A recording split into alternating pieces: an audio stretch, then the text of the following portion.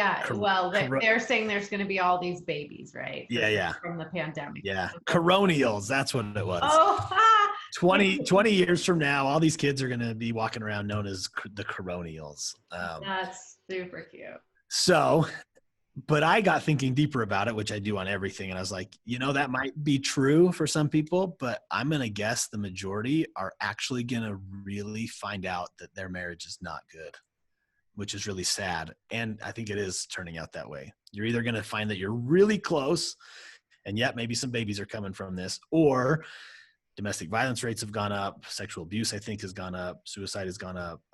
So the ugly side of it is when we're at home all the time and now we're like really looking at our marriage and our relationship, we're seeing this is not as good or where I would like it to be. Tell me what you're thinking about all that stuff. Yeah, well, there is a really ugly side to, the just circumstances created by the pandemic, because, as humans, we create ways, strategies to cope with things that are hard, right? So all growing up, we kind of learn how to maneuver in a world that's difficult. And so we come up with strategies or ways to distract ourselves and things like that.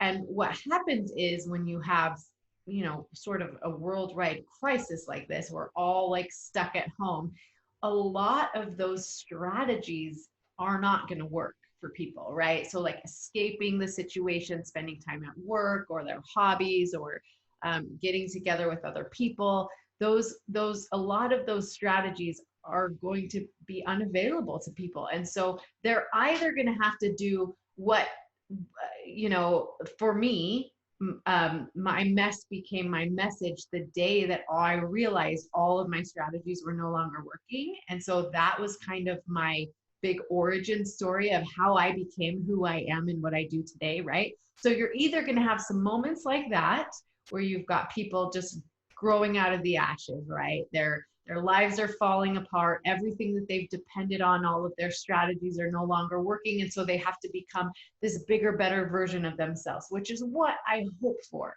most relationships, that they can be like, this isn't working. And now we have to become stronger, better, and I think that's very possible with the right tools and maybe the right guides, people who can help them do that. But what you're also going to have that ugly side where people are like, if I can't get out and go to work and do my hobbies and escape this person, then it's not right and I have to get out of here. So you are going to see a little bit of both of that, I think. Yeah. I love so many things you just said. One being individual time is so key in a marriage anyway, like our individuality. Yes. I like to look at a healthy me leads to a healthy we. Oh, yes. Love that. So we've got to have that anyway. And when you really lack that, it's like tension builds. And I don't care how great your marriage is, but 24/7 nonstop contact, like presence or proximity, I guess, it's going to be hard on anybody. So, and the other thing that you said that I really loved was just getting back to this, like learning about each other. Like we haven't seen this side of our relationship before. So we can grow and evolve, kind of shift out of this place, which not just in your marriage, but anybody right now is like, are you sinking right now? Or are you going to hold the mindset of this is my growth place? Like, this is where I will be reborn from. This is awesome. Yeah. And that's I love that for the because marriage. that's you, right? That's what you deal with, is this Yeah. mindset Yeah. shifting. But there's a lot of pressure. And so,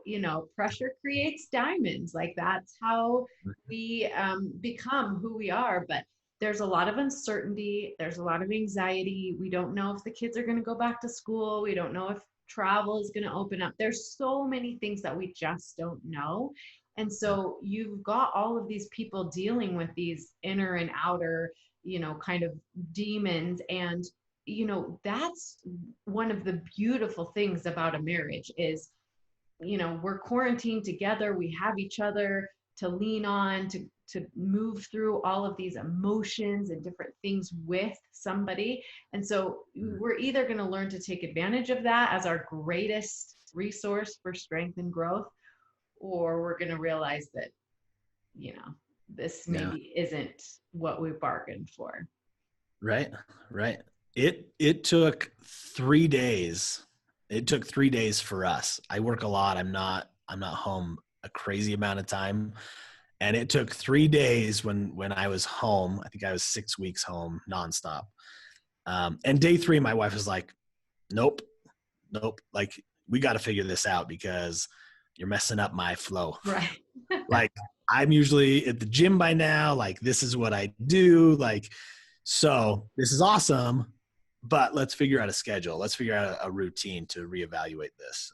Yeah. I'm really glad it was more in a joking way, like just our sense of humor and our marriages works that way. But I'm so glad she said it. Like, cool. I agree. I don't want to be in the way. I want to add to, not disrupt what's Yes, going on. yes, yes. And that's kind of a theme of marriages anyway. Like, always reevaluating, like, what's working, what's not, and how can we adjust and move from here. So what do we do to keep some of the passion alive? Like, what are some things that couples can do who are like we're on top of each other right now and not in the right way? So Yes. we're feeling too claustrophobic. So let's figure this out so we can actually keep some passion, some excitement, the intimacy, like, going. You bet. What if I gave you like some tips? Like, here are some tips on how to not get tripped up by all of this madness, right? Yeah. Yeah. All right. So, tip number 1 is to really step up our communication.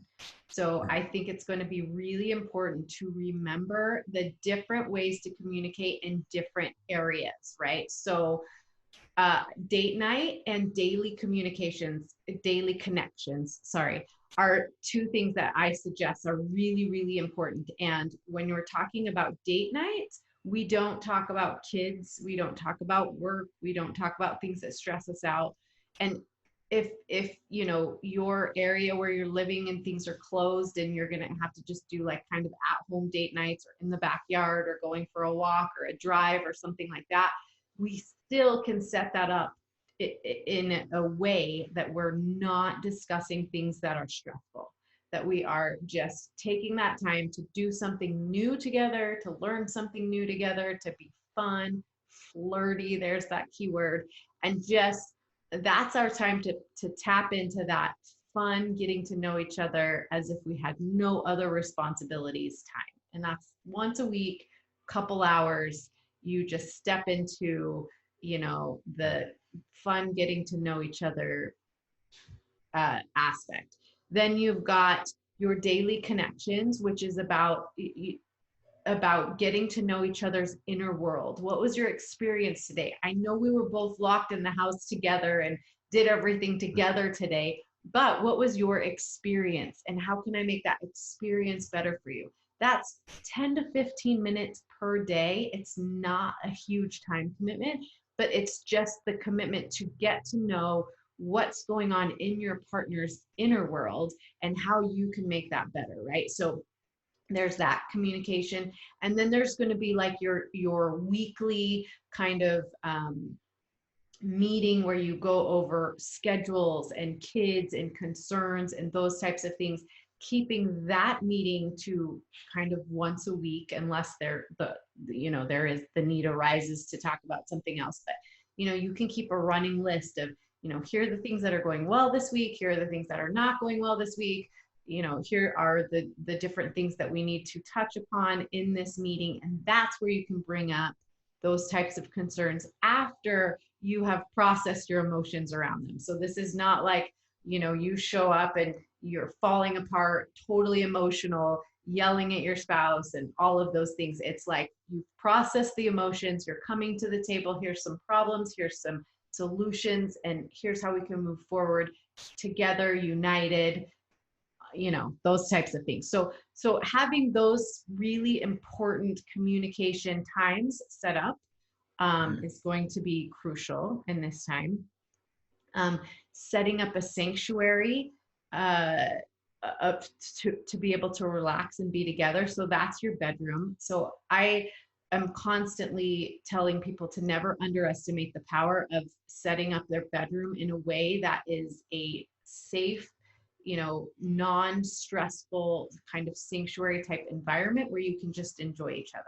So that means cleaning out all of the things that cause you stress. So that's not having your work stuff in your bedroom, not having clutter in your bedroom, the things that are taking you out of being with your spouse and into your daily to-do list. Like I try to invite people to not bring their laundry into their bedrooms. That's a really easy thing to do. Is I Okay. did that for years. I would pull the clean laundry out and put it on my bed. And so then it just became like that thing that always has to be done because it's right there on my bed and I can't go to bed, right? I would invite you to come up with different solutions for those types of things. I love that one. Don't bring to-do list items into your bedroom. Make your bedroom someplace where you can escape all of the daily to-dos. Yeah. Yeah. Oh, that makes so much sense. The cluttering of your space clutters your mind. It clutters your intimacy and your relationship. Oh man, I love it. Okay. I cut Totally. you off. Keep going. No, so, and then also having those conversations about your intimacy should also not happen in the bedroom because we don't want to bring those types of heightened emotions. Sometimes those are emotionally charged conversations, like about your intimacy, whether it's the frequency or the kinds of, intimacy or your needs or things like expectations. Those things should happen. Those conversations around that should happen outside of the bedroom. So go for a walk or a drive or have it at the kitchen table, whatever, wherever is most comfortable to have that conversation, but not in the bedroom. And then when you've got it all worked out and you're ready to try something fun and exciting and intimate, that's when you go into the bedroom. So keeping your bedroom just a really separate, safe, intimate, passionate place for the two of you, I think is going to be very, very important. I love it. Love it.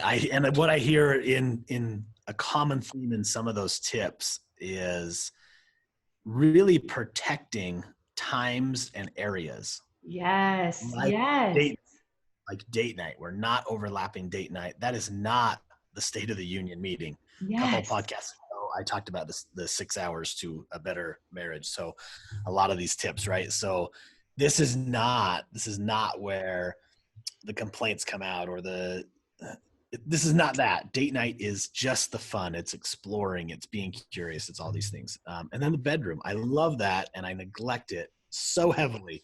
As you're saying it, I'm like, shoot, I don't think I hung up my clothes that are still sitting on the floor from I don't even know if they got folded. Maybe I just pushed them off the bed because it was bedtime. So Yeah, I love that. I'm going to put that one into play right away. good. That That's will be great. And it cute. makes sense.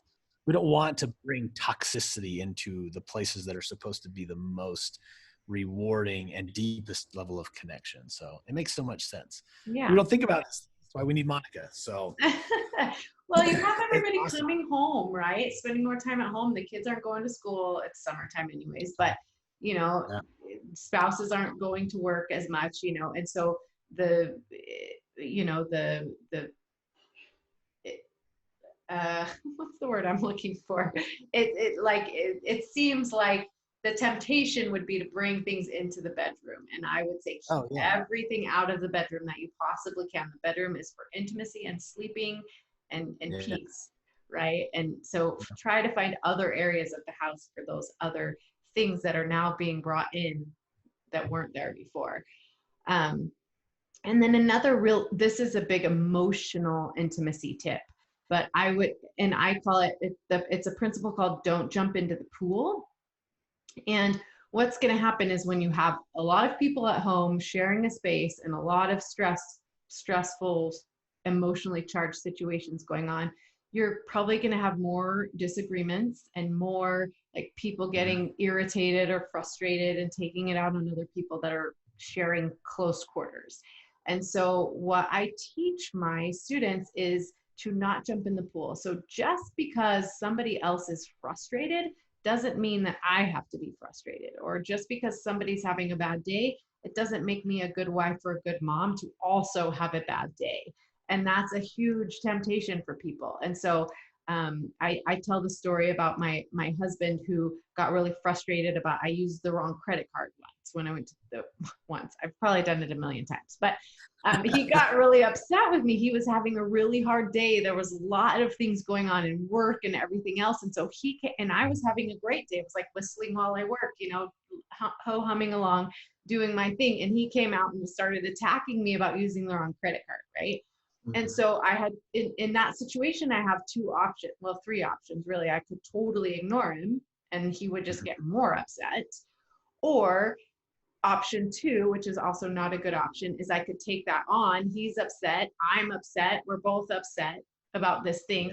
Or three, which is what I advise people to do, is I stayed happy and in a good mood, and I sympathized with his experience, but I did not jump into the pool. So he's upset, he's flailing around in the pool, and I always say he's in the shallow end. He's not drowning, he's just flailing around, right? He's upset about this thing, and he's bringing it to my attention.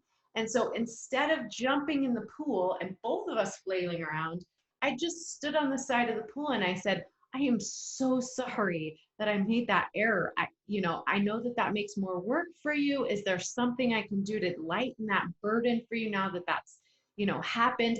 I empathize with him, sympathize with him, but I did not jump into the pool and take on his emotions.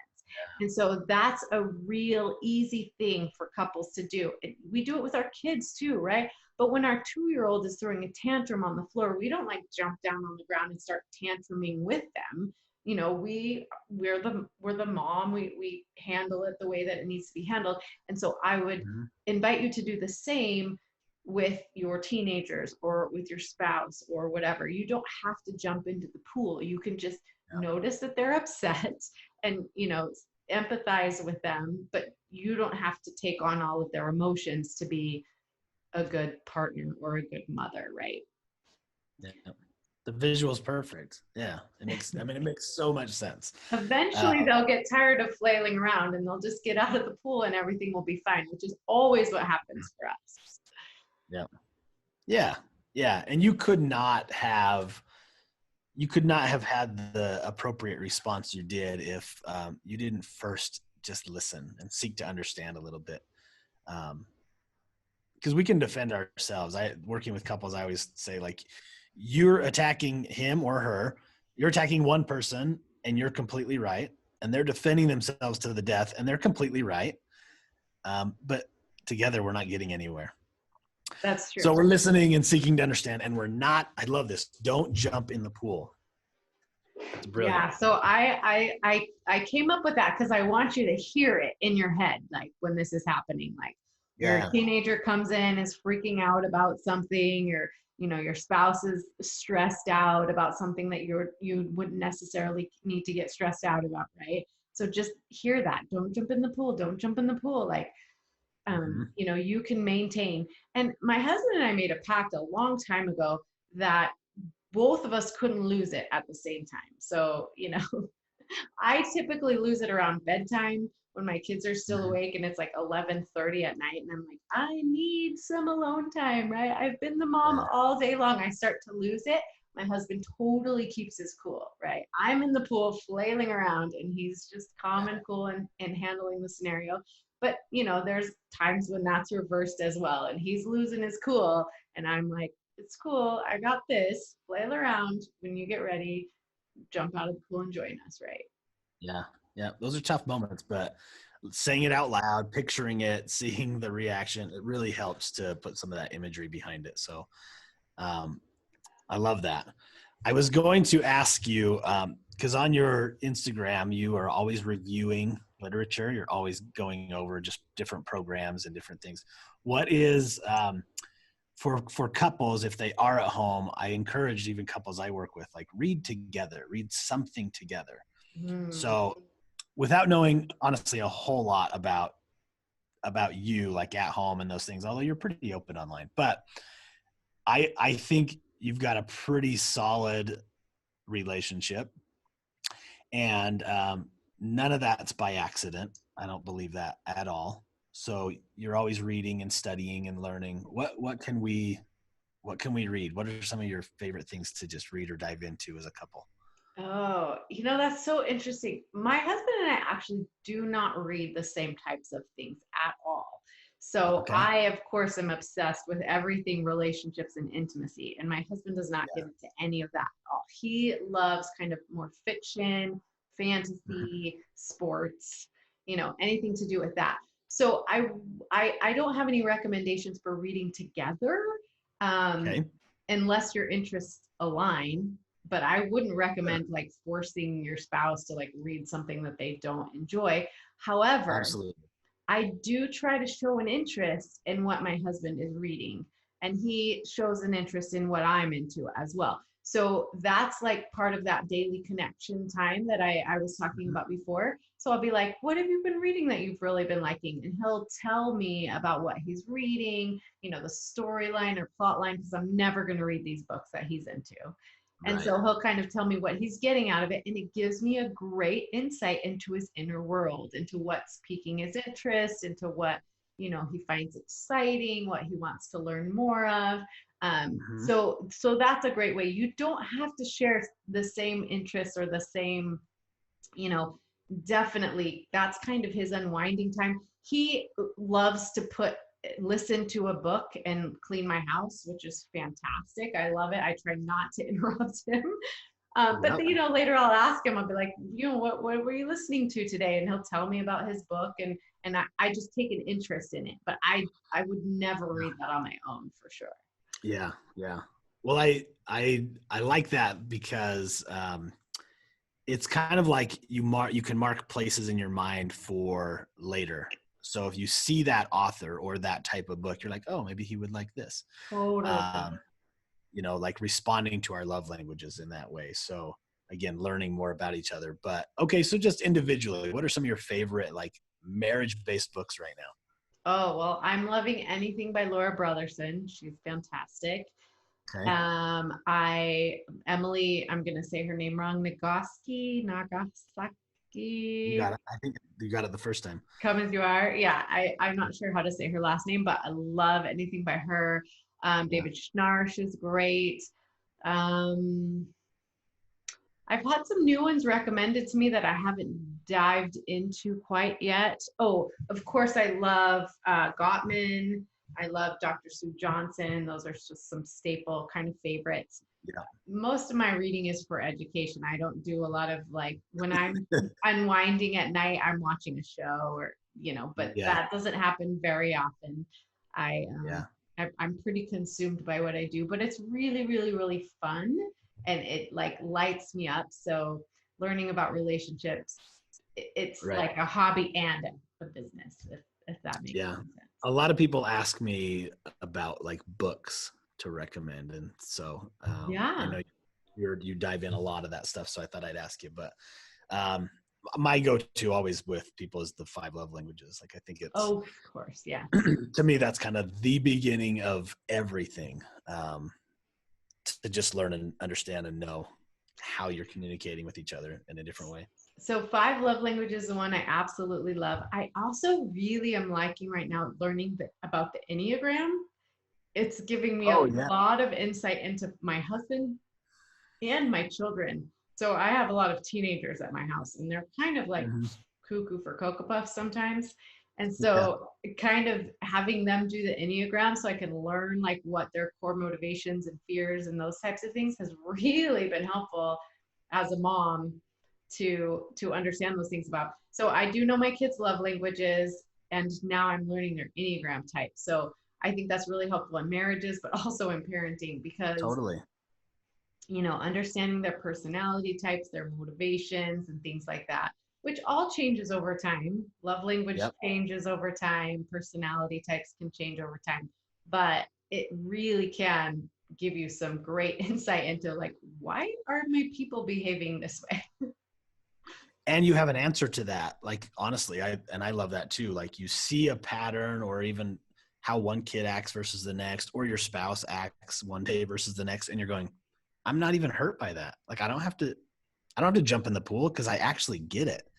I Totally. understand the patterns that are going on, and that cool. Okay, so they need space. They just say it in a different way. Yes, and it helps you understand how to communicate with them better as well because you understand kind of what's driving them, these fears and motivations, and so you can, tailor your responses to them in a way that they really feel heard.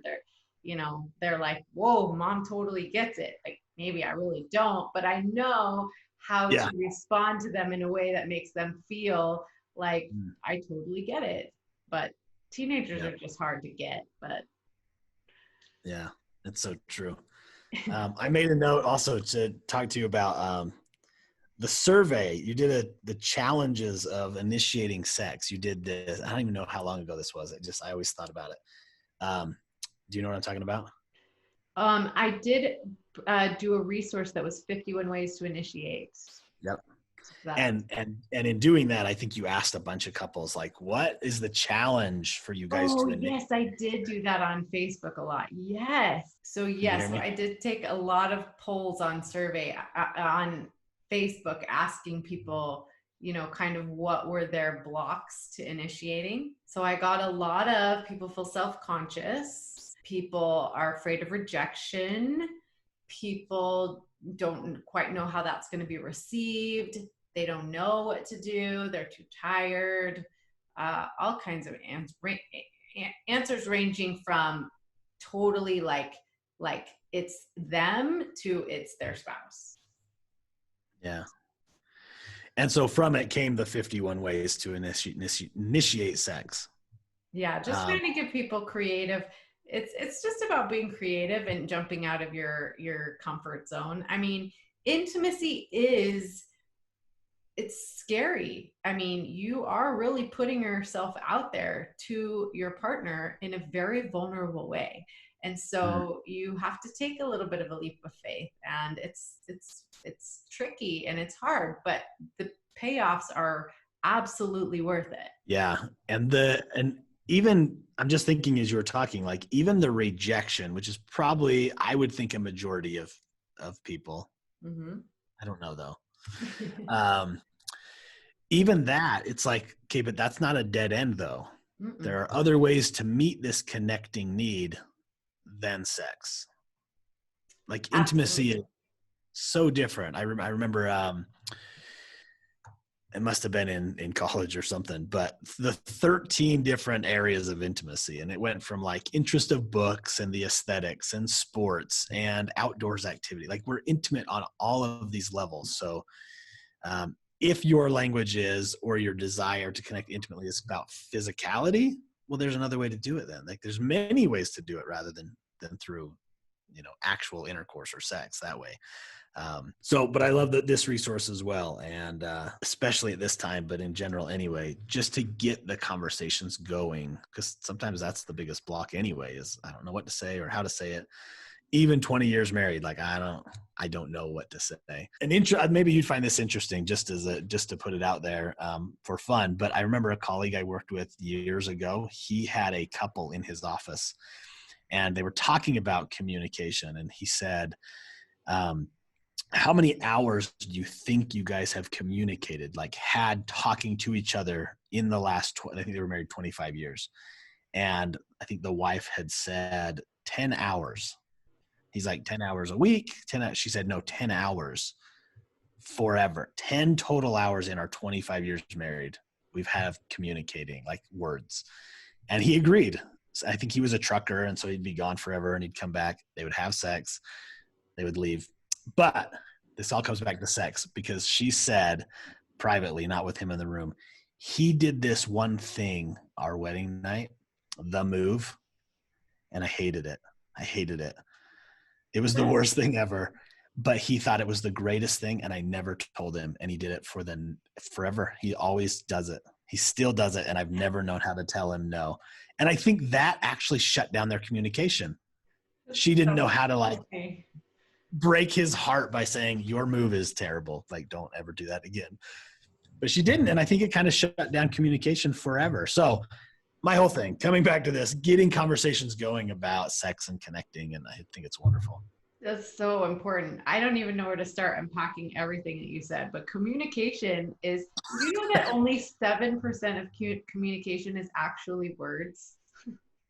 I mean, you're Wow. communicating with your nonverbals, your paraverbals, I mean, your actions, everything Wow. you do is communicating something, right? I didn't know 7% only. I read that Yeah. recently. That's 7% of your communication is words. Everything else is like nonverbals, paraverbals, eye communicate, eye contact, yep. physical proximity, all of those things. That's all communicating something, right? Yeah. Me choosing not to load the dishwasher or take the trash. Like this stuff is saying words.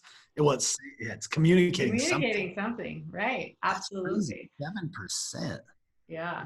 That's Wow. one. So we probably want to make it really meaningful then if we're using that. We want that 7% to be like powerful. And Well, but there's only so much. I mean, your words.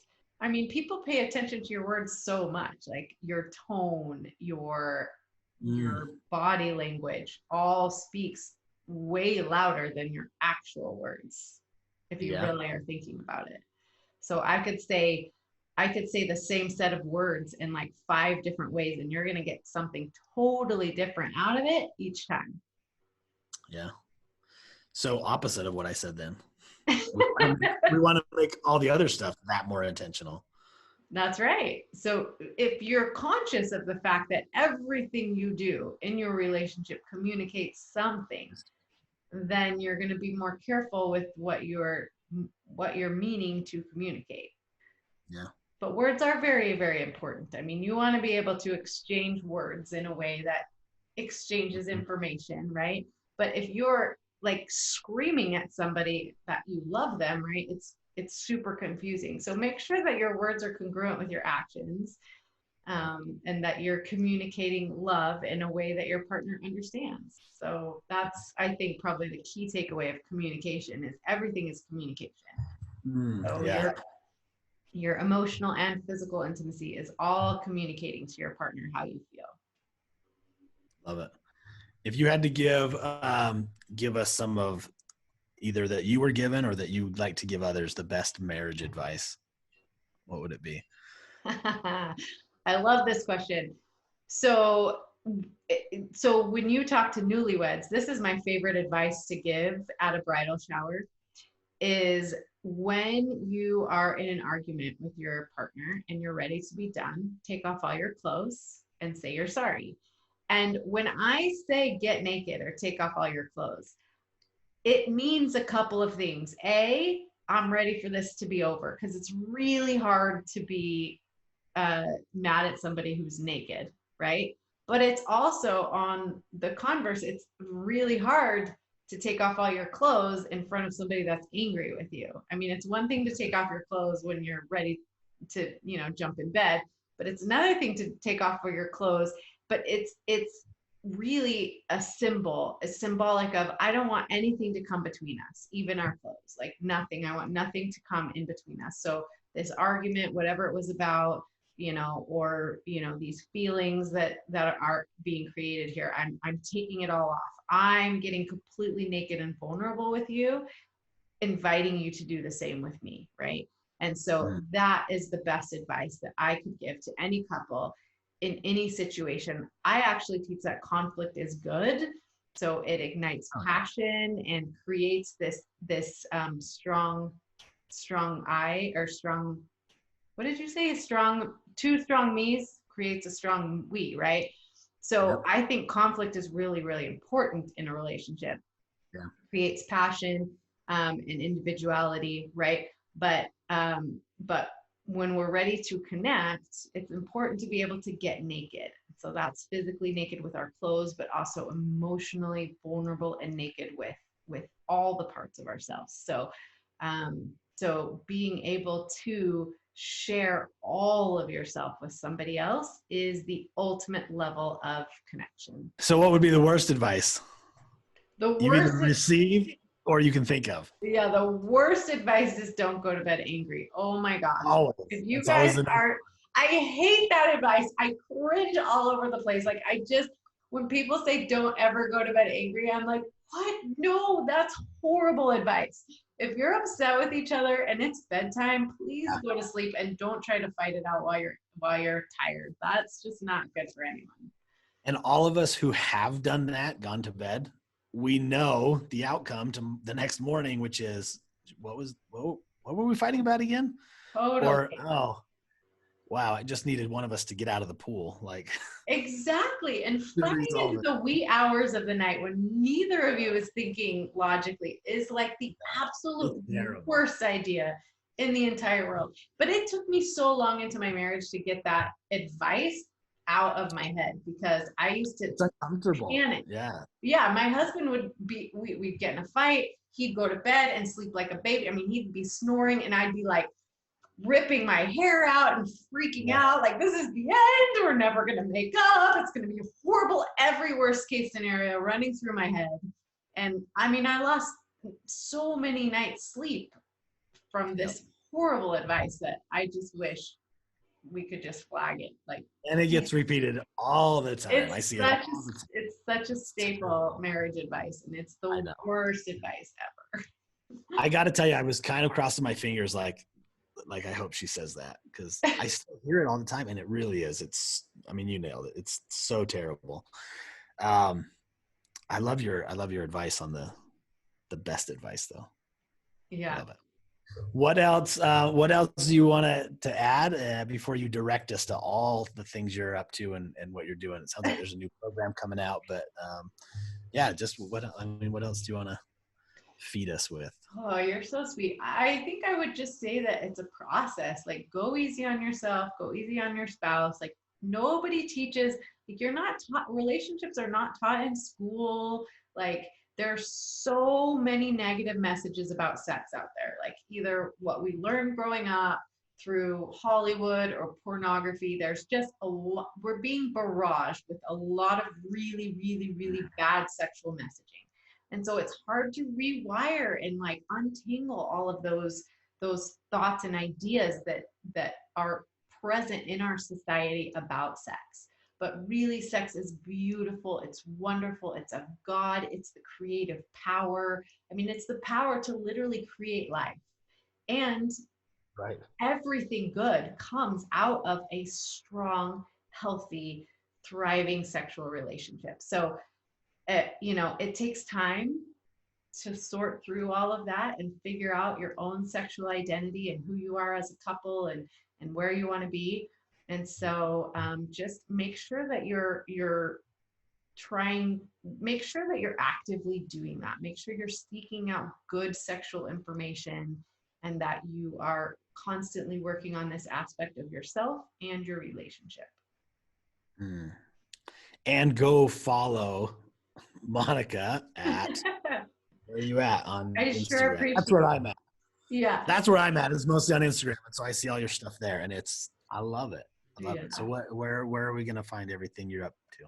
So I'm at Monty Tanner1 on Instagram. Yeah, and when I was over on your website, like not just the new stuff you're up to, but these other 14-day challenges and things that you've got, like get over and get involved with what she's doing, you guys, to create a stronger marriage, a better intimacy, better sex, like the communication around all of it. Like we Who just need doesn't want more. to have mind blowing sex? I mean, come on. Even if you think Right. you don't like sex, like mind blowing sex, Changes everything. that's true. You're right. You just finished that sentence for me. Changes everything. So awesome. Well, thank you so much for like just taking time sitting here and just having what some people are still feeling is an uncomfortable conversation, but we're going to change that. So Yes, let's do. okay. Thank you. Thank you, Craig. To learn more ways to deepen your intimacy and strengthen your relationship, make sure you watch this video next.